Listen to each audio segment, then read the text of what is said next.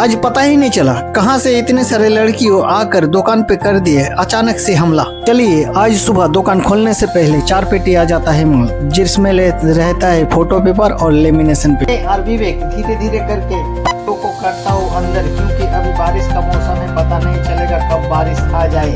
और फिर इन लड़कों को करना है पासपोर्ट फोटो, तो मैं पहले इन लोगों का फोटो खींच देता हूँ और विवेक को बोलता हूँ तुम कर दो जरा। फिर इन लोग इतने सारे लड़कियों आ जाता है फोटो खिंचाने के लिए। ठीक तो कमेंट लाइक सब करबो, कमेंट लाइक शेयर सब्सक्राइब।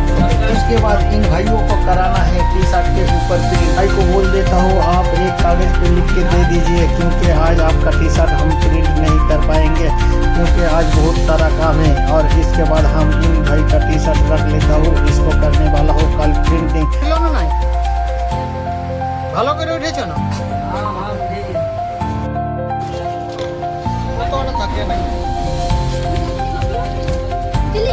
কেমন হয়েছে ফটোটা? ভালো হয়েছে না?